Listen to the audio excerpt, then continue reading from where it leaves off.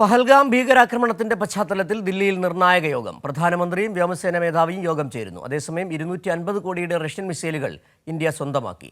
മിസൈലുകൾ army air ഡിഫൻസിന് കൈമാറി. വിവരങ്ങളുമായി ഇപ്പോൾ അബ്ദുൾ റഷീദ് ചേരുകയാണ്. അബ്ദുൾ റഷീദ്, കഴിഞ്ഞ ദിവസമാണ് കേന്ദ്ര മന്ത്രിസഭാ യോഗം ചേർന്ന് തീരുമാനമെടുത്തത്. സേനയ്ക്ക് എന്ത് കാര്യത്തിലും തീരുമാനമെടുക്കാം. അതിന് പിന്നാലെ നിരവധി യുദ്ധോപകരണങ്ങൾ, യുദ്ധവിമാനങ്ങൾ വാങ്ങുന്നതിലടക്കമുള്ള കരാറിലും രാജ്യം ഏർപ്പെട്ടു. ഇന്നത്തെ നിർണായക യോഗത്തിൽ എന്താണ് പ്രതീക്ഷിക്കുന്നത്?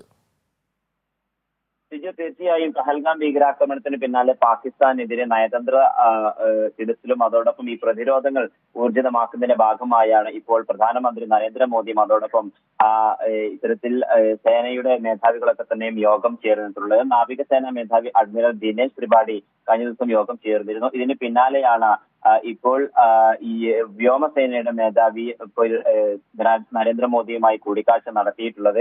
പ്രധാനമായും ഈ പ്രതിരോധ പ്രവർത്തനങ്ങളുമായി ഒക്കെ തന്നെയുള്ള കാര്യങ്ങൾ ചർച്ച ചെയ്തിട്ടുണ്ട് എന്നുള്ളതാണ് നമുക്ക് ലഭ്യമാകുന്ന വിവരം. അതോടൊപ്പം ഈ ആയുധങ്ങൾ ശേഖരിക്കുന്നതുമായി ബന്ധപ്പെട്ട നടപടികളിലേക്കും ഇന്ത്യ കടന്നിട്ടുണ്ട്. 250 കോടിയുടെ റഷ്യൻ മിസൈലുകളാണ് ഇപ്പോൾ ഇന്ത്യ സ്വന്തമാക്കിയിരിക്കുന്നത്. പ്രധാനമായും ശത്രു രാജ്യത്ത് നിന്ന് വരുന്ന, അതായത് പാകിസ്ഥാന് പ്രതിരോധം ഉണ്ടാവുകയാണെങ്കിൽ വിമാനങ്ങളും ഡ്രോണുകളും ഹെലികോപ്റ്ററുകൾ എന്നിവയ്ക്ക് തന്നെ തകർക്കാൻ ശേഷിയുള്ള മിസൈലുകളാണ് ഇന്ത്യ സ്വന്തമാക്കിയിരിക്കുന്നത് എന്നാണ് ഇപ്പോൾ സൈന്യം വ്യക്തമാക്കിയിരിക്കുന്നത്. എന്തായാലും ഈ മിസൈലുകളൊക്കെ തന്നെയും ഡിഫൻസ് വിഭാഗത്തിന് കൈമാറിയിട്ടുണ്ട് എന്നുള്ള കാര്യം ഇപ്പോൾ വ്യക്തമാക്കിയിട്ടുണ്ട്. ഇത്തരത്തിൽ പ്രതിരോധ പ്രവർത്തനങ്ങൾ ഊർജിതമാക്കുന്നതിന്റെ ഭാഗമായിട്ടുള്ള നടപടികളും അതോടൊപ്പം തീരുമാനങ്ങളും യോഗത്തിൽ ഉണ്ടായിട്ടുണ്ട് എന്നുള്ളതാണ് മനസ്സിലാക്കുന്നത്.